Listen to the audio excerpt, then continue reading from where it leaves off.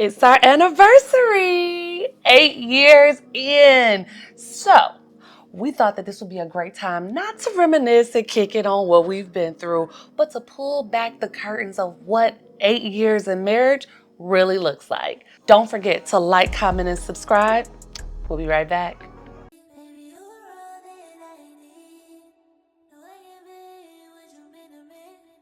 Made me feel complete.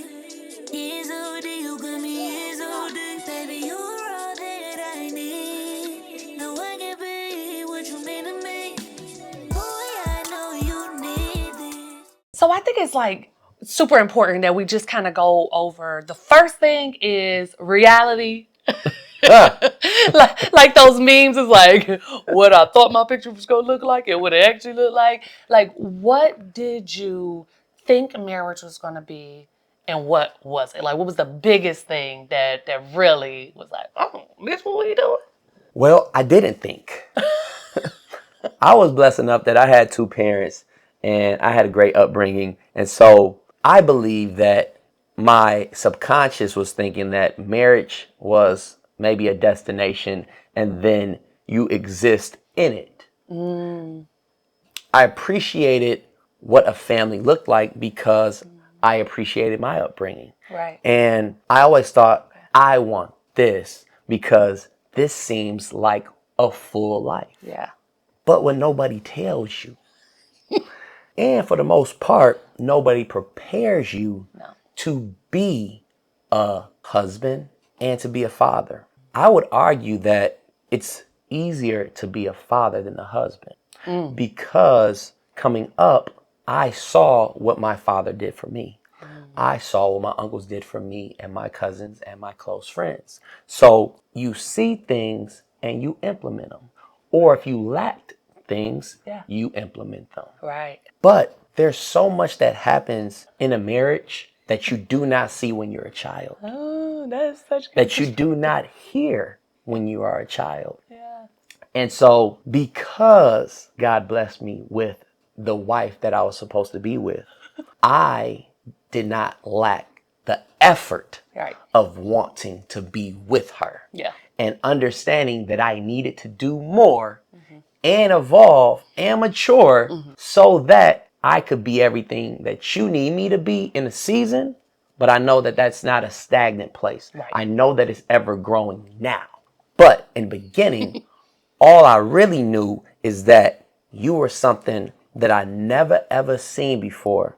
And I never had an experience that I want her with me all the time. And so it allowed me to explore that feeling and explore what that commitment would look like. And there's been bumps in the roads and there's been challenging times, but I've been blessed enough to know that I would never want to be somewhere else. Right. So I take that question, I wrap it up, and I toss it back to you. So this takes me back to the very beginning. We had been together for a couple years. We had started living together. We had started businesses together. We had done things where we were already acting what we thought married people would act like, right? So I did not think a thing was going to change once we actually said I do. And I remember within those first few months, I remember being like, you chose me. And I felt like you were saying, I made you a wife, you know? So we both had these egos that we had to die to in the beginning that, one, like you said, I didn't know that was going to come. I thought that, you know, I had been supporting him in a way that was loving and loyal and caring like a wife. I thought I was already doing it, right? And I'm sure he thought that he was doing the same for me with all of the things that he was doing to support me and love on me, right? And it was something about coming home as Mr. and Mrs. Hendrix that was like, who want it? Who want it? And I guess again, that's why I love these conversations, because just giving them that tidbit of experience and perspective that what you saw growing up is not the behind the curtains of a marriage, right? And what I thought a marriage was not what we were doing prior to being married. Just like every season of life, every season and stage of a relationship is very, very different, which is why I don't think you should rush the process on any of them, right? Date, be committed to each other, become fiancés, and plan the wedding and all of the things, get married, talk about children and all the things that come with that, then have them, right? And that timeline is not because I just believe in this traditional world or I think that it's something wrong with it. It's because every stage has its challenges, and to truly get to the next stage stronger together, you have to go through them in a real way. You can't just be like, I ain't gonna, let's get past that. Let's just jump to this. Okay, because every challenge from those other stages still coming. They still coming. Now you done got hit with three stages of issues at once because you want to jump the gun. And so I would say that just the idea of what I thought a wife was and thinking that I was already kind of there, Yeah.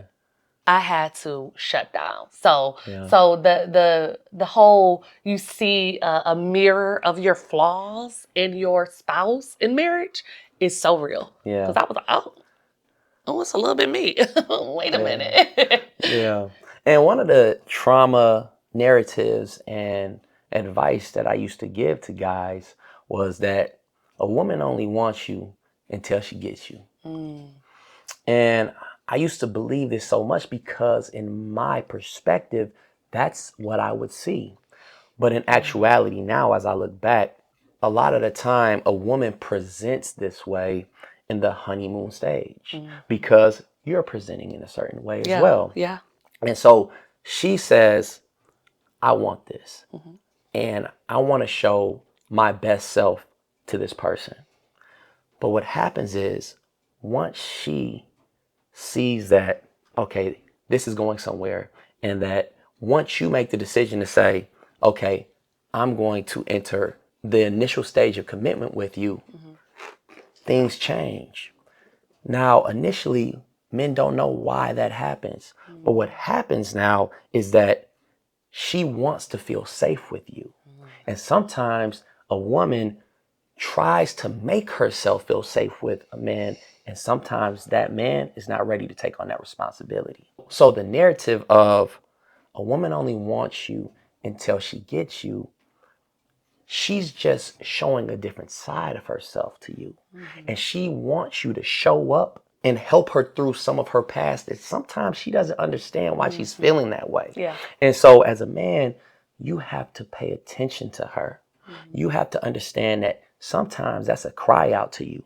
Sometimes she's reaching out for your help. And if you connect with her there and you can meet her in that place and say, no, you can be safe with me here, then you'll see a different side of her. Now you'll see trust start to grow. Now you'll see the nurturing start to come out. And you'll still see the things you saw in the honeymoon stages of the relationship, but now you're getting the multifaceted version of her. You're not just getting the one-dimensional side of her. So now she's opening up to you. And if you handle it the right way, now you can see everything that's inside, including her value, including her vulnerabilities. And if you build the trust there with a good woman, now you'll really unlock the real treasure that's inside of her. Yeah, and I definitely think that the same narrative is for men too, right? He don't want you after he gets you. He don't want you after he lay down with you. He don't want you after he make you a wife, right? And that's why when you hear people say never stop dating, a lot of older people and people that have been married for 30 plus years, they say this repeatedly. And it's so real. You know, like the giddiness of being like, get cute. We going here. Even if don't line up a babysitter too. Ooh. Or don't pull out the pots and pans and just go ahead and make a meal yourself. Don't bring no Tuesday flowers home. I mean, little things that just are constantly letting her know that I still do. I still want you the same way I did when we were dating. Before we had all these other responsibilities and other things we have to do, I still do. So, I think that learning what marriage is, learning that marriage is what we make it, right? We have people that we admire and mentors and that are married, married couples that have been married for 40 plus years and all of that good stuff. But their marriage is their marriage, our marriage is ours. And I think that unlearning anything that we knew about marriage and really focusing on our narrative has been one of our superpowers in marriage together. But what would you say was our hardest year? So the thing about marriage is that I think challenges show up, and sometimes that challenge feels like it's the most difficult until you meet another one. But I will say that the first one was our postpartum journey.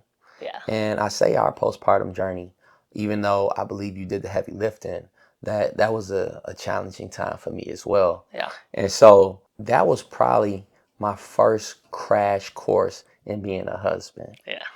You kind of get smacked in the face with a whole lot of adversity, newness of having a child, newness of your wife coming home and she just went through labor and pushed out a baby. She's dealing with things. And you have to be able to understand that this is a season where you're not showing up for each other. Yeah. This is a season where you have to show up for her. Yeah. And of course, she probably internally dealing with her own things on how she is showing up for you, but that's not the intention and that's not the focus. Yeah. The focus is, how can I show up for her? And if I love her through it and I know that I get into it with her, that I can trust her to come out on the other side.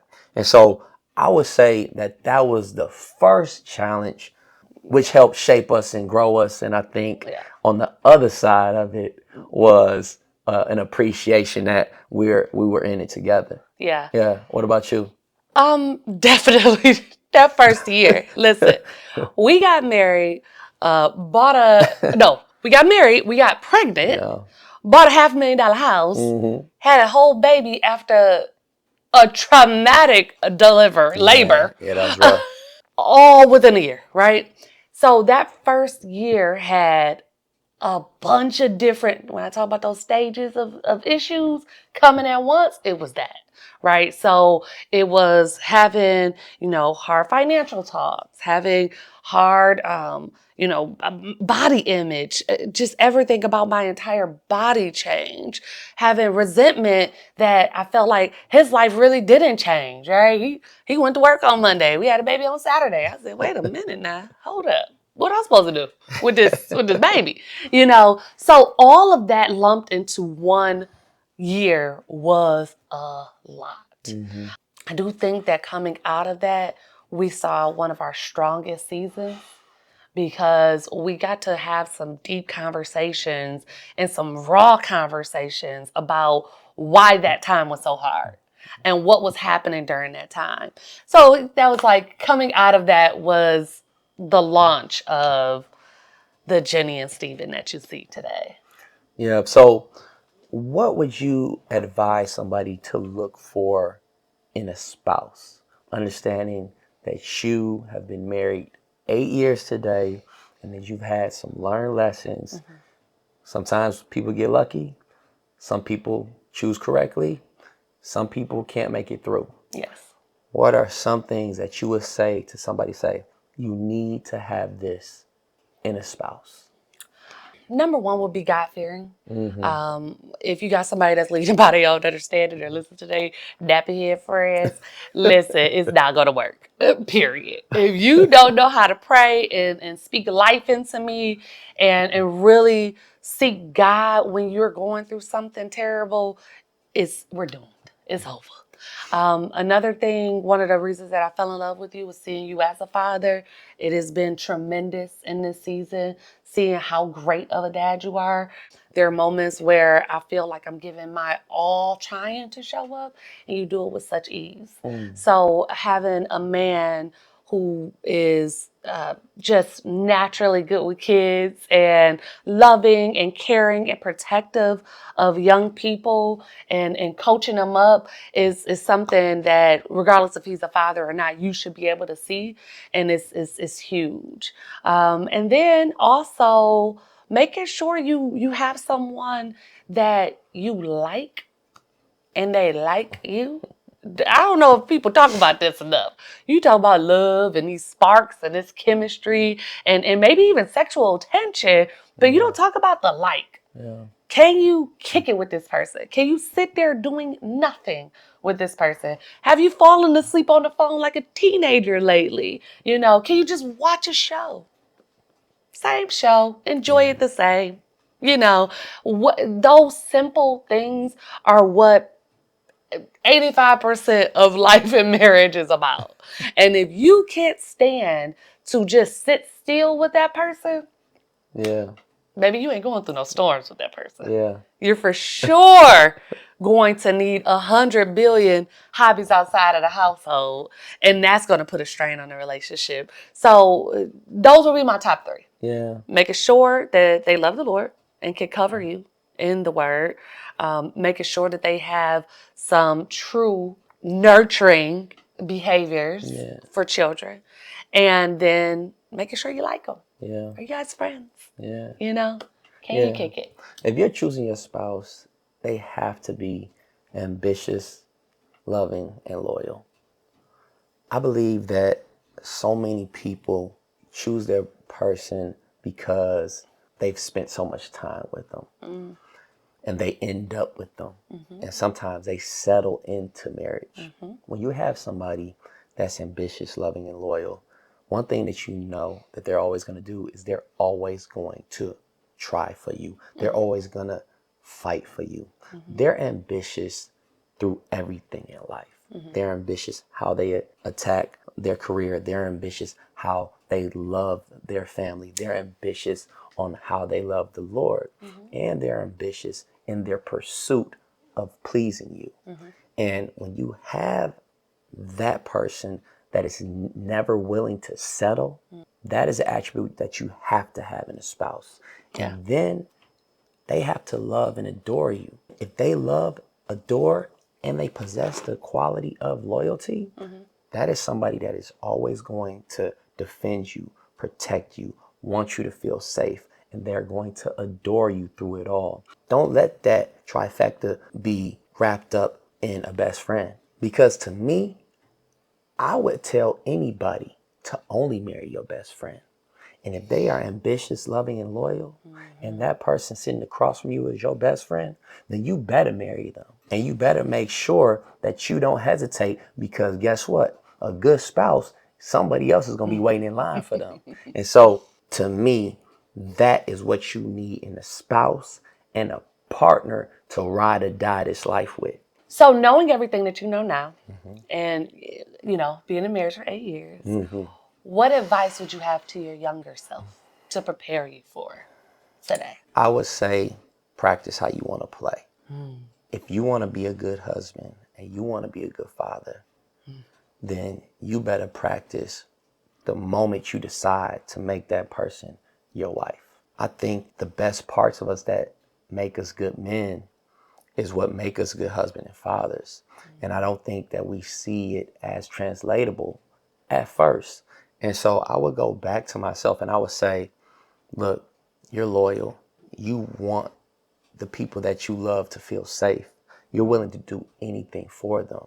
Work on sharpening those strengths, but also look into the challenges you face, the things that you need to improve on. Some of your past practices that you need to acknowledge were not conducive to a healthy marriage, and really look yourself in the mirror and say, I need to show up as the best husband possible, because if I show up as the best husband possible, I know that that's going to set the tone for my entire family. And so that's something that I would impart on not only my former self, but on any young man, because so many of us young men don't even know the multiplication that marriage does to your character and the person that you can become. And what about you? Come on, what you got for us? That's good. I'll be done wrote her a book. A whole book. But I would say get out of your own way. Yeah. A lot of times I'm thinking about all of the outcomes. I'm thinking about what you thinking, what if he says this, what if he says that. I done pre-mapped out arguments. I done pre-mapped out our lives. And I'm sorry, Smart. but a lot of that was putting emphasis on future stuff or what possibilities could happen, or giving myself the answer instead of asking the question, or not asking for help when I needed it, and instead of trying to figure everything out and be all of the things, if I just got out of my head, got out of my own way, I think that we could have boosted our communication earlier on. We would have probably avoided a lot of disagreements, because I'm like, well, I just knew you would do this, and then it started you doing that. Like, well, I already know you go, no, we don't. No, we do not, and I think that one of the biggest benefits to being with your best friend is you should be able to communicate and kick it, right? Yeah. Also, you can leave a girlfriend, boyfriend. Oh, You yeah. ain't about to leave your BFF. You ain't leaving them. Yeah. So working through it becomes natural, right? Yes. So if you get out of your own way, take yourself out of the equation and stop trying to think about what potentially may happen and actually discuss it with your spouse. I don't know. I think we should leave them with a couple things that would help somebody that wants to have a healthy marriage. And I'll go first. Okay. One is never use the D word. Never say divorce, because so often what we say and see becomes reality. And if you understand that that's not an option, because you know you chose the best partner to walk down this road of life with, Yeah. then there's no reason to even consider it. And the second thing is love your spouse how they want to be loved, not necessarily how you want to be loved. Facts. And what happens in your journey of marriage, a good spouse is going to pay attention to you. And if you're paying attention to your spouse and you're watching the things that make them tick and the things that make them grow, then you need to meet them where they are, especially if they are having a challenging season. And if you can love them through it the way they need to be loved through it, and not the way you need to be loved through it, that's the real test of a partner loving on you. Because not only have they been paying attention to me, they know how to show up for me because they have been paying attention to me. I'll give you two as well. Yeah. One is to compound love, not faults. So often you're like, you did this, this, and this. And this came from 7 years ago. Why are we still talking about it? Instead of looking at, wow, you love me through this, this, and this. So allow the love and the goodness of your spouse to compound and stay in your heart, and instead of all of the faults. Dealing with each conflict individually, okay? Another thing would be to continuously learn your spouse. Just because you paid attention in the beginning or you thought you knew what they liked in the beginning, seasons happen. Life happens. Things change.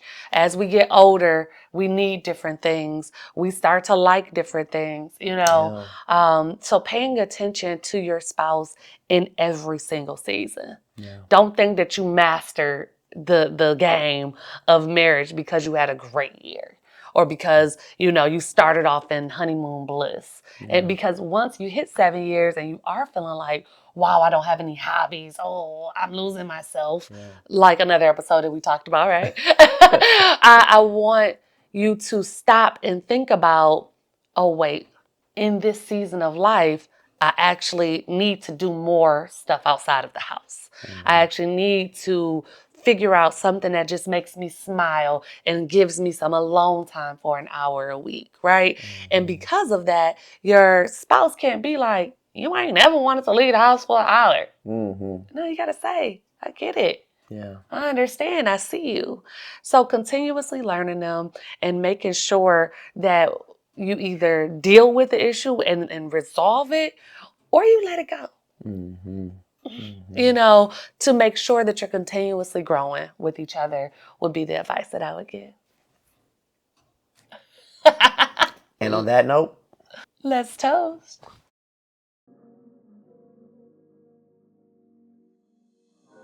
this toast is to everybody who is aspiring to find that partner to walk through life with, and to all the marriages out there that are in the good fight with us. Continue to protect your marriage, continue to be intentional on loving your partner, and always, always commit to doing the work for your spouse and trust that they're doing it for you. Cheers. Cheers. We are finally here at season 2, and we could not have done it without any of you. We're talking all stages of relationships, from dating to courting to marriage to reaching that forever status. We are bringing all the true stories to the forefront, and guess what? This year we're coming back bigger, better, and stronger, and it's all because of all of you. So stay tuned for what we're going to do next. We are on all platforms at I Am Finding Love, and be sure to subscribe to our website at iamfindinglove.com. And do not forget, tune in each and every Friday as you keep asking us questions and we keep delivering the answers. Baby, you're all that I need. No, I can be what you've been to me. Make me feel complete. It's so deep.